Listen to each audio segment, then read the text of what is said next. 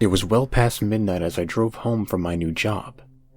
The pay wasn't so good, and it was far from home, but I really had no choice considering I was behind on rent. Exhausted from working a long first day, I just wanted to get home and sleep. I thought I knew the way back, but I had arrived during daylight hours when it was easier to manage my new surroundings.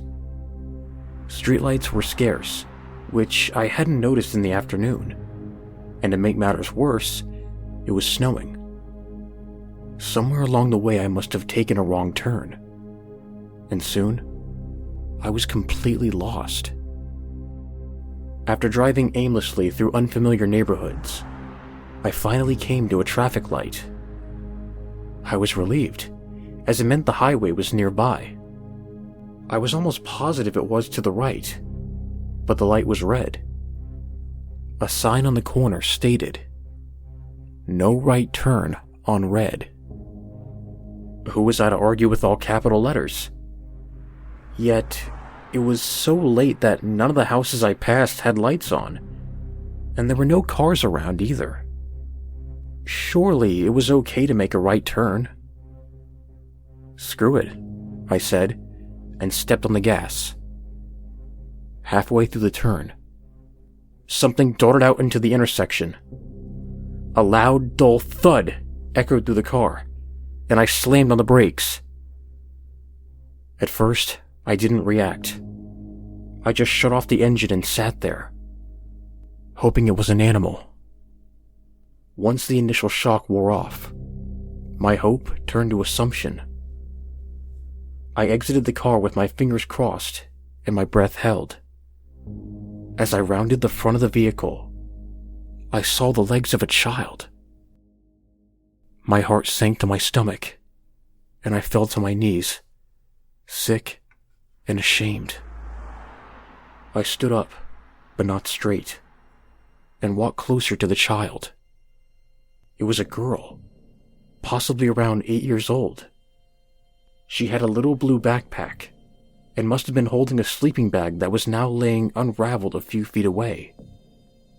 She lay face down, her blonde hair covered in dark red blood. One by one, delicate snowflakes touched down upon her lifeless body. In the headlights, she resembled some kind of fallen angel. I felt I was being taught a lesson, and a harsh one at that. I returned to the car and dialed 911. As I waited for help to arrive, I went over the incident in my head. Though it was a minor violation, I knew I couldn't tell them that I made an illegal right turn, especially when it resulted in such a tragedy. As far as anyone was concerned, the light was green. The police arrived with an ambulance, and I went to greet them. When I tried to show them the girl, she had disappeared. There wasn't even blood on the ground, or an imprint in the snow. "You say you hit someone and they were right here?" "Yes, I saw them. It was a little girl, I swear to God." I had no idea where she had gone, or why there was no evidence that anyone was hit by a car. I probably seemed crazy. "Well, they must have run off. You checked to make sure she wasn't breathing?" No, I saw the blood, and she wasn't moving. I was in shock," I replied, feeling like a complete idiot. Of course I should have checked, but I was too busy figuring out how to cover up my own ass. To say it was embarrassing wouldn't do it justice. "You were going pretty slow. Chances are she was just stunned. We'll search the area. She couldn't have gotten far. Just sit tight and we'll find her." I sat in silence while they scoured the area for the little girl. Somehow, I knew that they wouldn't find her, as there were no footprints. My eyelids kept getting heavy, and I kept seeing flashes of the girl's body whenever I would drift off for a moment. With each vision, her face gradually turned towards me, her eyes full of sorrow and anger.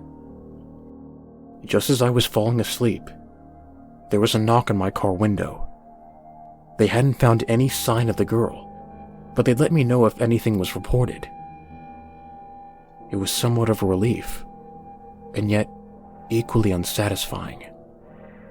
The whole way home, I drove under the speed limit, stopping at every intersection even when the light was green. I didn't get much sleep that night.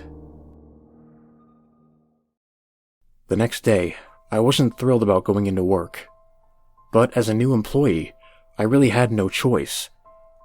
As ridiculous as it sounds, I got lost again on the way home. I had meant to print out some reverse directions, but was too preoccupied with the events of the previous night. Once again, I drove through parts unknown, and eventually came to a red light. Is this the same intersection? I asked myself. At the time, I wasn't sure, but it did have the same sign. No right turn on red. I was correct about the highway being to the right, so I knew I was going to have to make the turn. This time, I would wait until the light changed. I'm not sure how much time passed, but it must have been at least 20 minutes. The clock on my phone had stopped at 12:47, so I wasn't sure. For a while, I just stared at the words, "No right turn" on red, contemplating why they were mocking me. The light wasn't changing, and my patience was fading. "Are you kidding me?" I protested. I didn't want to do it, but there wasn't much of a choice. This time, I turned very slowly and looked around to make sure no one was there. I thought I was in the clear, when, just as the night before, something darted out in front of the car. "Shit!" I shouted, slamming on the brakes. "This can't be happening!" I jumped out of the car and rushed to inspect the body. My jaw dropped when I realized it was that same girl. She had the same little blue backpack, the same sleeping bag that was laying unraveled just a few feet away, and her blonde hair was stained with dark red blood. I didn't know what to think.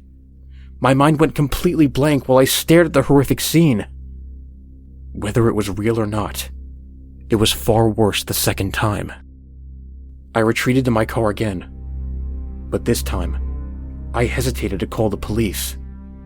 Then I remembered what the officer had said about making sure she was dead. I went back to check, but she was gone. My third day at work was painful. I couldn't concentrate under the circumstances, and no one was going to understand or be sympathetic. Different scenarios kept playing out in my head. I imagined a little girl going to a slumber party. She's having fun with her friends, until they play a cruel prank on her. She calls her mother in tears, but her mother said she's too tired to pick her up and that she must walk home. And on the way, I hit her with my car. That was just one of the scenarios, but it seemed the most plausible. I started to think that she could be a ghost who had already been struck by someone else's car. Perhaps it was a hit and run, and now she needed someone to find out who killed her. But why me? When my shift ended, I was reluctant to leave. After driving to work a few times, I had finally memorized the way home. But I was still afraid of that intersection, that sign. I drove cautiously, with eagle eyes, and eventually merged onto the highway. Invoking a collective sigh of relief from every cell in my body, I smiled and turned up the radio as I accelerated past the speed limit. It seemed to be taking quite a while to reach the exit, but I was too tired to find it suspicious. My eyelids were getting heavy, and for a moment, I almost fell asleep. As I took an extended blink, I was suddenly somewhere else. The highway was gone, and in front of me was an intersection with a red light. A sign on the corner persisted. No right turn on red. What the? I looked around in disbelief. It was that same intersection. How I got there was completely beyond my understanding. Was some otherworldly force trying to tell me something? Was it my destiny to help this little girl? All I wanted to do was go home. This time, I would wait until the light turned green. If I had to wait all night. I think I sat there for a few hours, but my phone had stopped at 12:47 again. Perhaps the little girl had died at that time. The light was still red, and I knew it was never going to change. Something was reaching out to me for help, but I didn't care. All I wanted to do was go home. I shouted at the traffic light, "Just change already, asshole!" As if it would be intimidated. As I became more irate and delusional, the thought of killing the little girl a third time became almost desirable. But then, I remembered how I felt each time. I knew she couldn't be real, but the experience was just as real as anything. I shook the notion and put my hands firmly on the wheel. I couldn't sit there forever, so there was only one thing left to do. Screw it, I said, and I made a left.